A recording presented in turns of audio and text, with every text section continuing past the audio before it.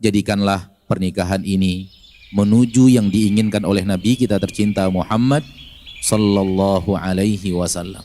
Karena banyak sekali orang menikah di permukaan bumi di zaman kita sekarang ini, pernikahannya tidak menuju yang diinginkan oleh Nabi kita tercinta Muhammad sallallahu alaihi wasallam. Ketika kita kembalikan kepada Nabi sallallahu alaihi wasallam, maka Nabi menyebut bahwa pernikahan itu adalah sunnah beliau. Dan Nabi sallallahu alaihi wasallam ketika menyatakan ini adalah sunnah beliau, berarti beliau menyuruh kita melaksanakan pernikahan ini dalam rangka ketaatan kepada Allah, dalam rangka ibadah kepada Allah.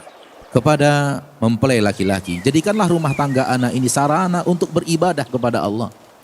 Kepada mempelai wanita, jadikanlah pernikahanmu ini sarana untuk beribadah kepada Allah, sarana untuk mendekatkan diri kepada Allah. Demi Allah, kalau pernikahan hanya karena cinta, cinta memiliki masa pudar. Demi Allah, kalau cinta hanya karena ketampanan dan kecantikan pun tidak akan bertahan lama. Apatah lagi pernikahan hanya karena harta. Harta hanya sejenak dinikmati enak, setelah itu hilang enaknya. Akan tetapi kalau pernikahan untuk mendekatkan diri kepada Allah, pernikahan inilah yang akan mampu mempertahankan apa yang menjadi cita-cita bersama, yaitu sakinah, mawaddah, warahmah. Sakinah, mawaddah, warahmah, anugerah Allah. Allah mengatakan, Allah yang menjadikan antara kalian ada cinta dan kasih sayang. Allah yang menjadikan.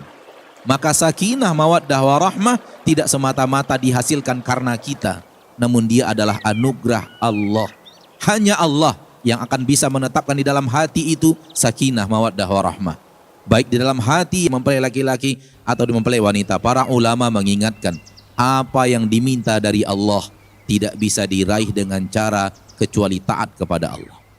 Apa yang ada di sisi Allah hanya bisa diraih dengan cara-cara yang diinginkan dan diridhoi Allah.